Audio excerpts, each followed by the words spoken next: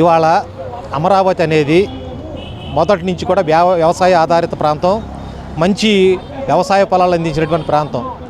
ఎక్కడ water supply ఉంటుందో అక్కడ పంటలు మంచిగా పండుతాయి, కూరగాయలు పండుతాయి. అట్లా వ్యవసాయం చేసుకునే కుటుంబాలు ఇప్పుడు అమరావతి ప్రాంతంలో ఉన్నటువంటి రైతు కుటుంబాలు 35,000 చిల్లర ఎకరాలు తీసుకున్నావు, అది బీడు భూమి అయిపోయింది. అలాగే మళ్ళీ 40,000 ఎకరాలు కావాలంటున్నావు, వాళ్ళు ఏమని ఇప్పుడు ఎదురు తిరుగుతున్నారు, అది జరుగుతుంది.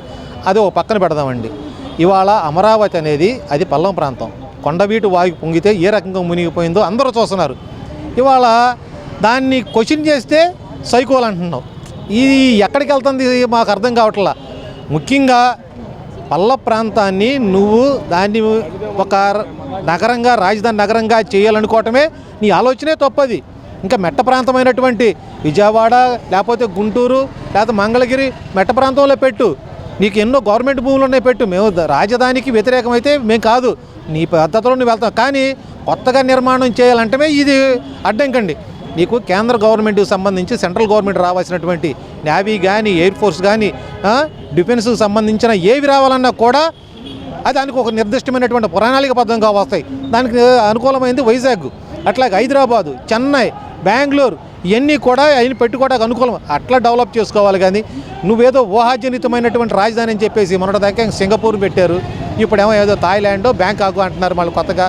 ఇవన్నీ గ్రాఫిక్లో చూపించడమే. మొన్న వర్షాలకి ఏ రకంగా మునిగిపోయింది. ఇవాళ వెళ్దాం రండి. మొన్న సెక్రటరీకి వెళ్తాంటే మొత్తం అన్నీ నీళ్ళేనండి.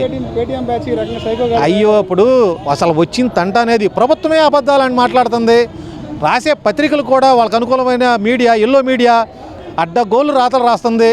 మీరు రోజు చూస్తున్నాం. ఈనాడులో కానీ, ఆంధ్రజ్యోతిలో కానీ వాళ్ళు రాసే రాతలు ప్రజలకు సంబంధించి ఏమైనా కష్టాలు, బాధలు రాస్తున్నారా? ఎంతసేపు గతంలో జగన్మోహన్ రెడ్డి గారు అట్టా చేశాడు, ఇట్టా చేశాడని పదాలు వాడటానికే తప్ప ఈ పత్రికలు అంతకంటే ప్రజల పక్షాన్ని నిలబడినట్టు దాఖలాలు అయితే లేవని మాత్రం చెప్తున్నామండి. అమరావతి అనేది ఒక భ్రమరావతి, ప్రజల్ని మోసపరచడమే. దాన్ని పట్టుకుని అడ్డం పెట్టుకుని ఏదో రియల్ ఎస్టేట్ వ్యాపారం చేసుకున్నారు, ఆర్థికంగా ఎదుగుతున్నారు. పేదవాడికి ఉపయోగపడేది అయితే ఆ అమరావతిలో లేదు. అది ఇప్పుడు కాదు, రేపొద్దు నిర్మించినా కూడా అది మునిగిపోవడం అనేది ఖాయమండి.